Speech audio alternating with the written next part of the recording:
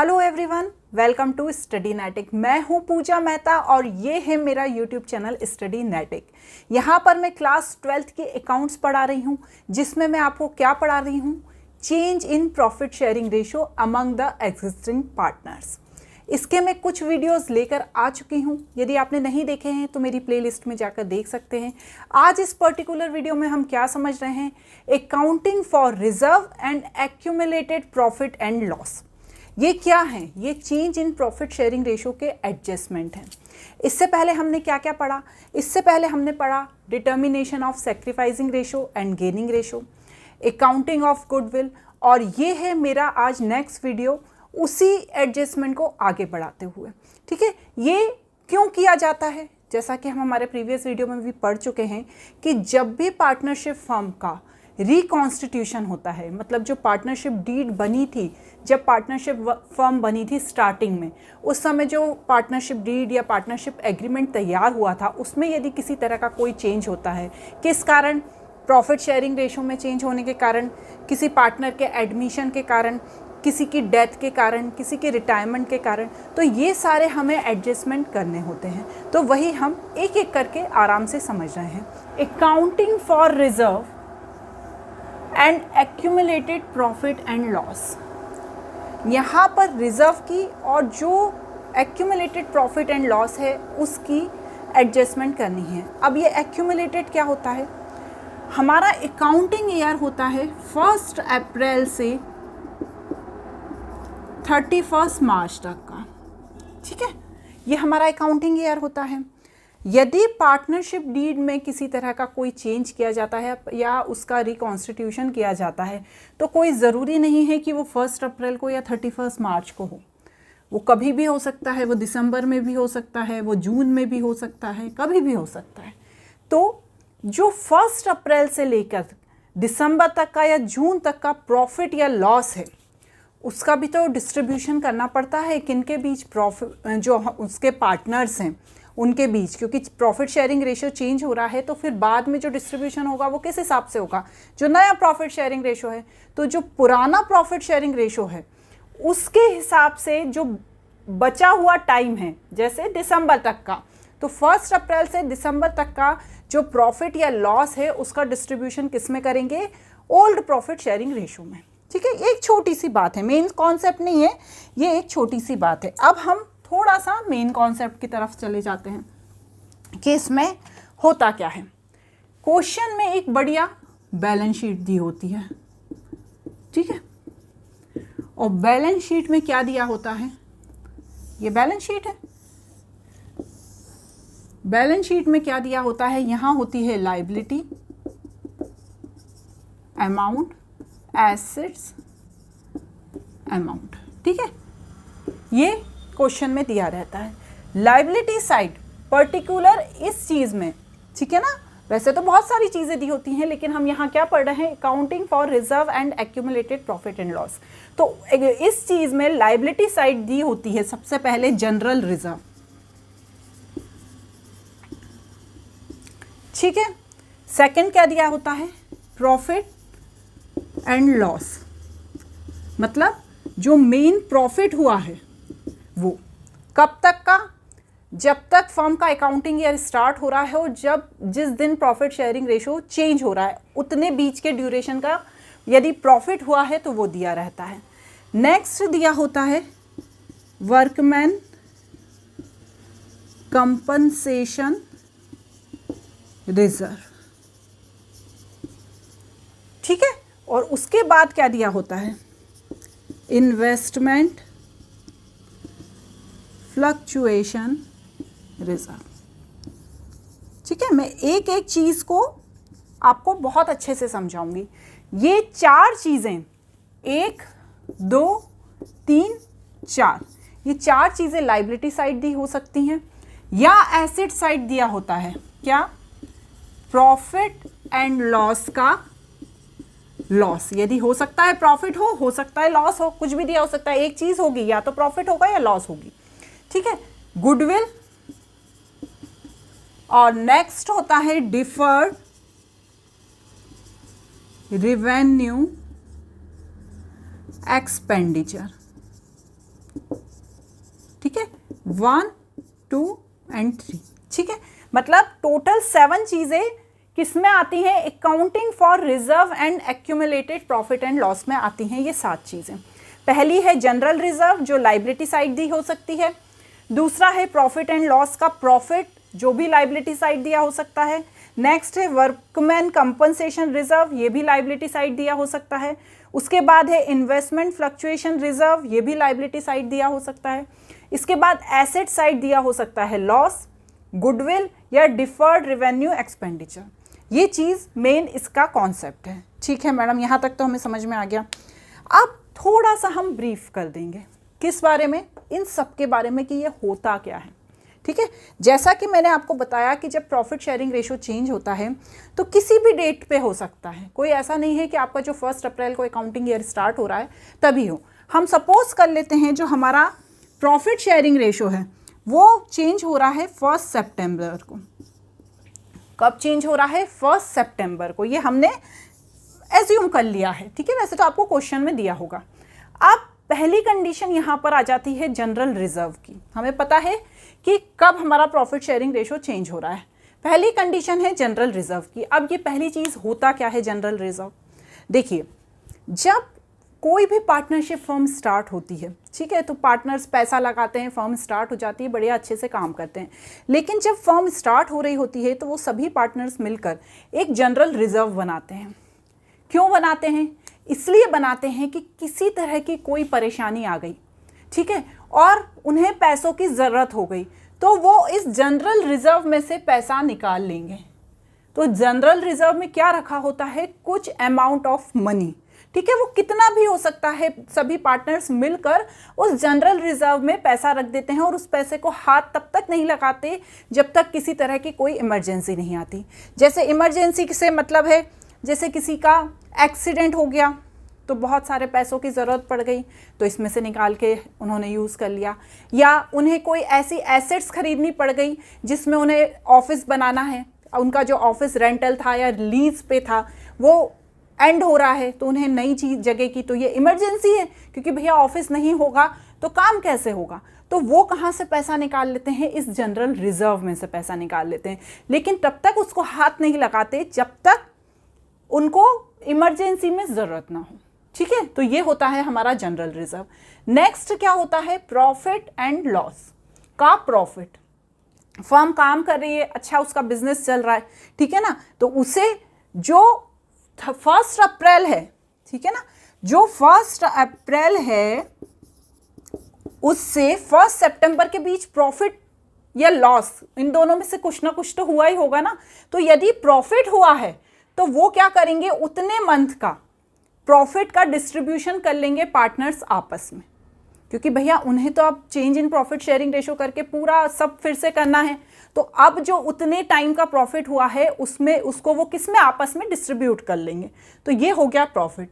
Next होता है workman compensation reserve. Workman compensation reserve सिर्फ जो ऑफिस में काम करने वाले एम्प्लॉयज़ होते हैं, जो वर्कमैन होता है, सिर्फ उनके लिए बनाया जाता है। ठीक है, तो इस रिजर्व को बनाने का क्या कारण है कि कभी किसी वर्कमैन के यहाँ इमरजेंसी आ गई, या वर्कमैन का एक्सीडेंट हो गया काम करते करते, या वर्कमैन को किसी तरह की नीड पड़ गई पैसों की, तो इस रिजर्व में से वो पैसा निकाल के उनको दे देंगे। यदि वर्कमैन किसी तरह का कोई क्लेम कर देता है कि भैया मुझे इतने पैसों की ज़रूरत है, तो वो इस रिजर्व में से पैसा निकाल के वर्कमैन को, एम्प्लॉय को, जो उनके यहाँ काम करते हैं उनको दे देंगे। तब तक हाथ नहीं लगाएंगे जब तक वर्कमैन मांगता नहीं है। इस पैसों से ना तो वो कोई एसेट्स खरीद सकते हैं, ना इसे पर्सनल यूज़ में ले सकते हैं। लेकिन जब प्रॉफिट शेयरिंग रेशो चेंज होगा तो इस रिजर्व का भी उन्हें एडजस्टमेंट करना होगा। नेक्स्ट होता है investment fluctuation reserve.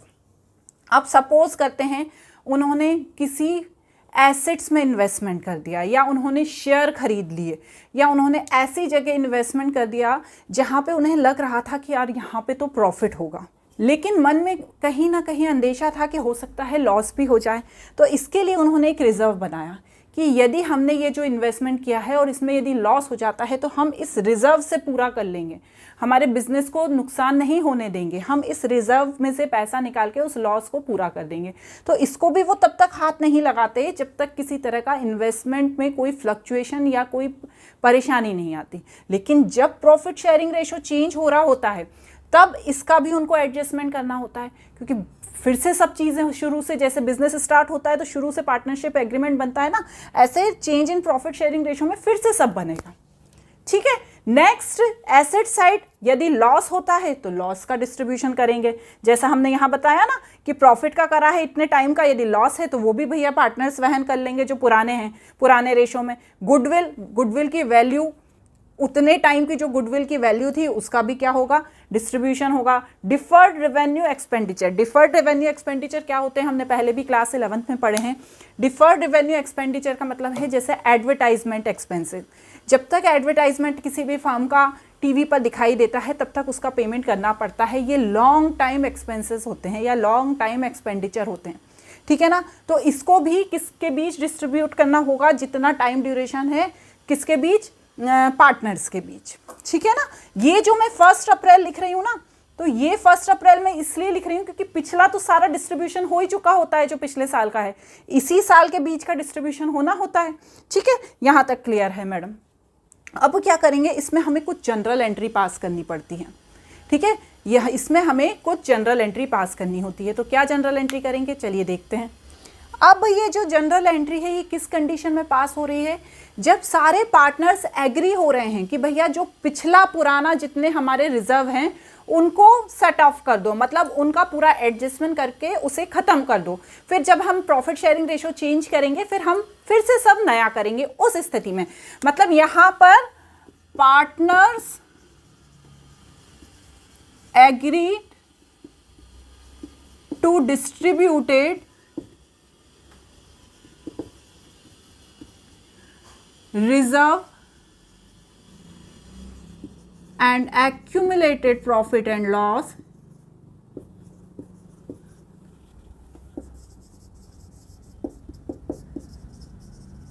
among the partners। ठीक है ना, यहाँ पे क्या है, ये एग्री है। ठीक है, इस चीज को ध्यान रखिएगा, ये एग्री हैं। तो यदि प्रॉफिट होता है, एक कंडीशन लिख देती हूं कि यदि प्रॉफिट होता है तो क्या जनरल एंट्री होगी, है ना, क्या जनरल एंट्री होगी, जितने भी जनरल रिजर्व हैं उनको डेबिट कर देंगे। प्रॉफिट एंड लॉस है, उसका जो प्रॉफिट है, क्योंकि प्रॉफिट वाली कंडीशन है, उसको डेबिट कर देंगे। वर्कमैन कंपनसेशन रिजर्व, WCR बोलते हैं इसको शॉर्ट में। ठीक है, मैं पूरा भी लिख देती हूँ, वर्कमैन कंपनसेशन रिजर्व और इन्वेस्टमेंट फ्लक्चुएशन रिजर्व, इसे IFR भी कहते हैं क्योंकि ये बहुत बड़ा है ना, इसलिए बार बार इसको लिखते नहीं हैं। इन्वेस्टमेंट फ्लक्चुएशन रिजर्व, ठीक है ना। अब क्योंकि आगे मैं आपको बताऊंगी तो मैं बार बार इतना बड़ा बड़ा नहीं लिखूंगी, ऐसे WCR और IFR लिख दूंगी। टू पार्टनर्स कैपिटल और करंट अकाउंट। ठीक है, इसका क्या मतलब है, जनरल रिजर्व का कोई यूज नहीं हुआ, जैसा रखा हुआ था वैसा ही रखा है, तो उसे पार्टनर के बीच डिस्ट्रीब्यूट कर देंगे ओल्ड प्रॉफिट शेयरिंग रेशो में। ठीक है, इसे ध्यान रखिएगा, distributed old profit sharing ratio में। ठीक है ना, तो जनरल रिजर्व का कोई यूज नहीं कि हुआ, जितना हमने रखा था, सपोज 1 लाख हमने जनरल रिजर्व में रखा था तो वो 1 लाख का 1 लाख पार्टनर्स के बीच डिस्ट्रीब्यूट हो जाएगा उनके पुराने प्रॉफिट शेयरिंग रेशो में। यदि किसी तरह का कोई प्रॉफिट हुआ है उस ड्यूरेशन के बीच में तो वो भी पार्टनर्स के बीच डिस्ट्रीब्यूट हो जाएगा। यदि किसी तरह का कोई वर्कमैन कंपनसेशन रिजर्व बनाया था तो वो भी पार्टनर्स के बीच डिस्ट्रीब्यूट हो जाएगा और उसका कोई यूज़ नहीं हुआ है। जितना था, सपोज 2 लाख था तो 2 लाख का पूरा यूज़ हो जाएगा। और नेक्स्ट है इन्वेस्टमेंट फ्लक्चुएशन रिजर्व, इसका भी कोई यूज़ नहीं किया कहीं पर भी, तो उसे भी पार्टनर्स के बीच डिस्ट्रीब्यूट कर देंगे। कोई भी अमाउंट हो सकता है, सपोज 5 लाख का बनाया था, ये यहाँ पे 1 लाख का बनाया था, तो ये मैं आपको एग्जांपल दे रही हूँ। तो इनका हमने कोई यूज़ नहीं किया इतने टाइम में, हमें कभी कोई ज़रूरत नहीं पड़ी, तो ये पार्टनर्स के बीच डिस्ट्रीब्यूट हो जाएगा रिकॉन्स्टिट्यूशन ऑफ फर्म होने से पहले। ठीक है, तो ये कंडीशन क्या थी? Partners agree to distributed reserve and accumulated profit and loss among the partner. ये प्रॉफिट की स्थिति थी, और जो सेकंड वाली है वो लॉस की है। तो लॉस में क्या होगा?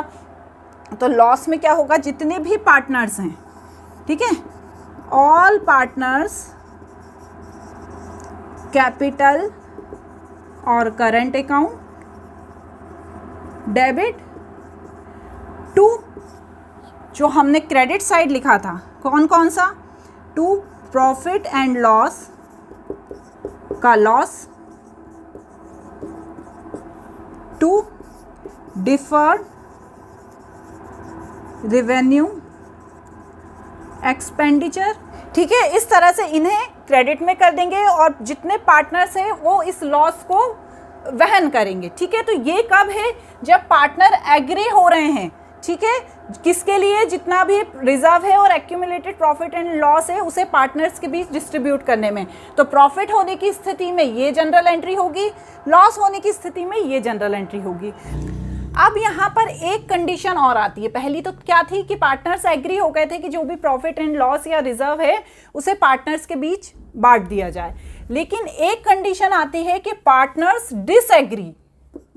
Disagree to distributed reserve and accumulated profit and loss among the partners, and they want to move all to next year balance sheet. समझ रहे हैं आप?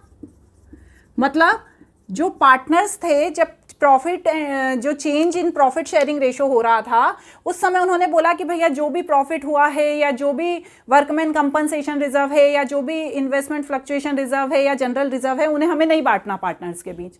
उसे तो अब हम अगले साल की कहाँ पे ले जाएंगे?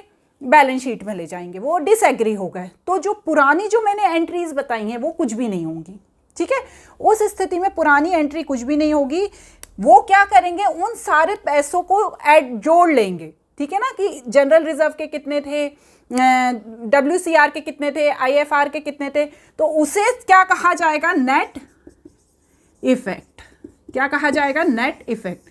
यदि ये नेट इफेक्ट पॉजिटिव में है, ठीक है, मतलब सब में प्रॉफिट है, पॉजिटिव है, तो क्या एंट्री होगी? गेन पार्टनर्स कैपिटल और current account debit to sacrifice partners capital और करंट अकाउंट। ठीक है, यदि उन्होंने बोला कि नहीं भैया हमें उसे अगले साल की बैलेंस शीट में ले जाना है, तो यदि हमारा नेट इफेक्ट पॉजिटिव है तो gain partners capital current account debit to sacrificing partner, और यदि नेगेटिव है या किसी तरह का लॉस हो रहा है तो सैक्रिफाइसिंग पार्टनर्स करंट और capital account debit to gain partner current और कैपिटल अकाउंट।